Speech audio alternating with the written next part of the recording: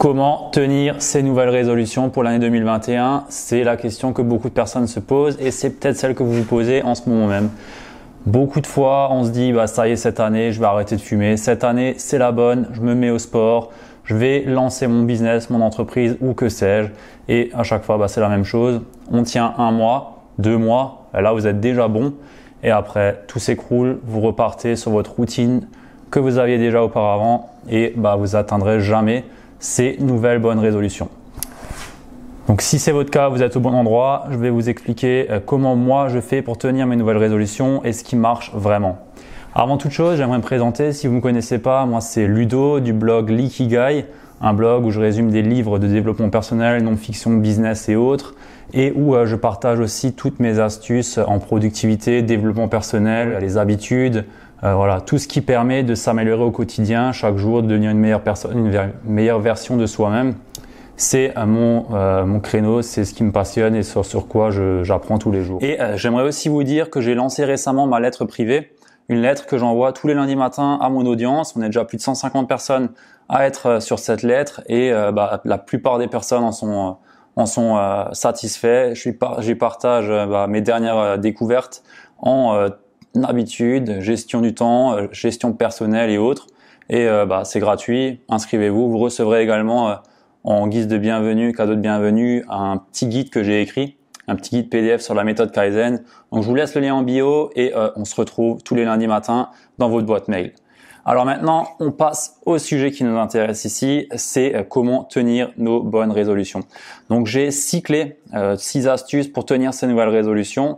Et la première, qui est pour moi la plus importante, c'est de réfléchir à ces bonnes résolutions en amont. Donc ce que j'entends par là, c'est en fait qu'il faut penser à vos bonnes résolutions le plus tôt possible et pas le 30 ou le 31 au soir. La plupart du temps, c'est des choses qui viennent le 31 quand on a un coup dans le nez, on se dit bon ça y est, maintenant c'est la bonne. Cette année j'arrête de fumer alors qu'on a déjà une clope à la main durant la soirée quoi. On a déjà une cigarette à la main et c'est là qu'on se dit cette fois c'est la bonne, j'arrête.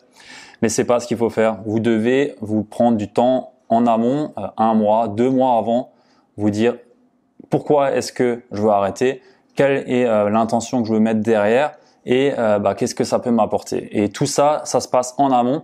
Vous devez faire ça 1 mois, 2 mois avant. Vous poser, vous dire, ok, cette année, qu'est-ce que j'ai fait et l'année prochaine, qu'est-ce que je veux faire? Pourquoi est-ce que je veux le faire et qu'est-ce que ça va m'apporter?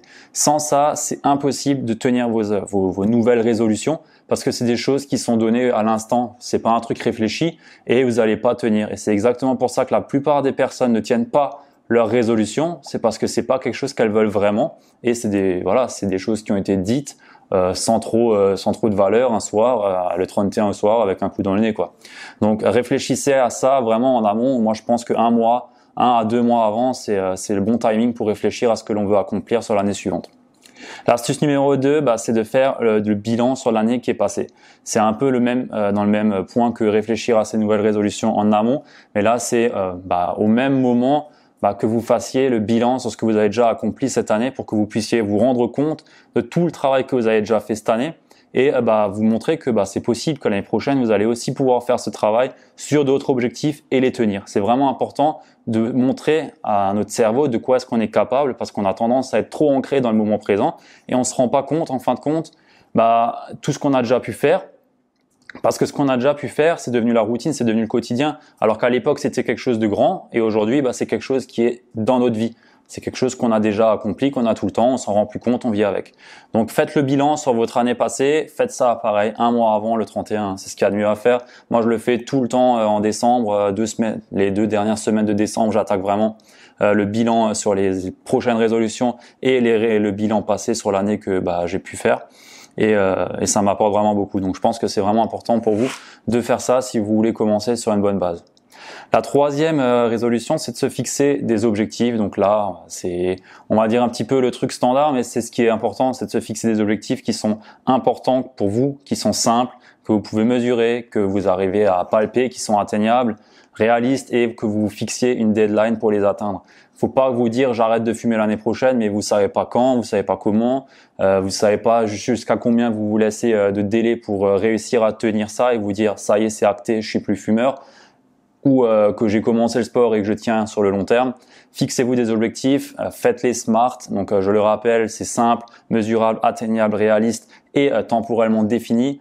Si vous voulez en savoir plus, je vous donne rendez-vous sur mon site l'Ikigai où je détaille un petit peu plus comment rentrer vos objectifs de façon smart, ce qui est pour moi la meilleure façon. Et fixez-vous ces objectifs, réfléchissez à ces objectifs durant votre bilan pour l'année prochaine, sur le moment où vous réfléchissez à vos futures intentions et résolutions. Et voilà, j'ai rien à rajouter là-dessus.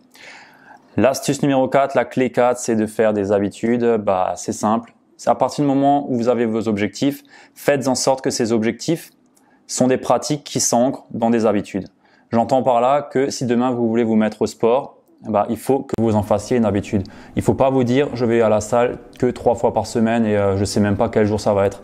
Par exemple, si demain je dis je fais 3 séances de sport par semaine, mais je sais pas si c'est le lundi, le mardi ou le mercredi, ou même le jeudi, vendredi, samedi, dimanche, vous n'allez jamais réussir à tenir parce que c'est pas une habitude pour vous. Vous vous dites simplement je dois faire ma séance, 3 séances, mais vous savez pas quand. Donc là, vraiment, le but, c'est de faire des connexions neuronales pour que le chemin soit le plus court pour vous et que vous sachiez le lundi, 17h, bam, je vais à la salle. Le mercredi, 17h, boum, je vais à la salle.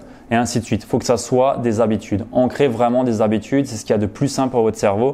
Vous n'aurez aucune friction à tenir vos nouvelles résolutions et à faire en sorte que vos objectifs soient atteignables. Donc, faites en sorte d'avoir des habitudes au plus pour justement ne pas avoir de friction, ne pas avoir de problème à se lancer et à se dire je le ferai plus tard. Ça doit être direct. Il ne doit pas y avoir de moment où on réfléchit. Si oui ou non on va passer à l'action, c'est simple, vous allez le faire parce que c'est une habitude. L'astuce numéro 5, c'est de vous planifier des checkpoints. Donc tous les X moments, vous regardez ce que vous avez déjà pu atteindre sur vos résolutions. Si admettons vous voulez perdre du poids, découpez l'objectif en petits objectifs et déterminez à quel moment vous allez voir si vous avez atteint l'objectif ou pas. Donc là, prenez un planning sur les 12 prochaines semaines ou 12 prochains mois ou en fonction de la taille de votre objectif. L'échelle peut être différente, mais faites en sorte de vous prévoir des checkpoints pour faire l'état actuel. Peut-être recadrer le tir si c'est pas exactement ce que vous cherchiez, mais dans tous les cas, il faut que vous fassiez un bilan, un checkpoint à différents moments dans l'année. Et l'astuce numéro 6, la dernière des clés pour tenir ces nouvelles habitudes, nouvelles résolutions pour 2021 plutôt, c'est de vous chercher une source de motivation profonde. Donc là, il y a 4 sources de motivation. On a la peur qui est une des grandes sources de motivation. Quand on a quelque chose, qu'on a peur, on est motivé à se bouger pour ne plus être dans cette peur. On a le désir, donc c'est une satisfaction qui peut être personnelle. Atteindre quelque chose peut-être, avoir de nouvelles choses dans sa vie. On a le devoir, donc là c'est plus lié à la responsabilité, à la gratitude. Et on a la 4e source de motivation qui est l'amour, donc l'affection, besoin d'aider les autres ou autre. Donc faut que vos attentions et plutôt vos nouvelles résolutions soient issues de ces 4 sources de motivation fondamentale, sinon vous n'allez pas réussir à tenir. Si c'est quelque chose qui est issu d'une autre motivation que ça, tout simplement ça va pas tenir parce que c'est pas important pour l'humain et c'est vraiment ces 4 sources qui sont vraiment importantes. Donc je les rappelle, on a la peur, le désir, le devoir et l'amour. Si ces 4 sources-là rentrent dans vos objectifs, vous êtes sûr de pouvoir les atteindre. Donc c'est vraiment important de se baser là-dessus pour être certain que vous allez tenir ces nouvelles résolutions. Sinon c'est trop abstrait, c'est trop superficiel pour l'humain et ça va passer à côté comme chaque année.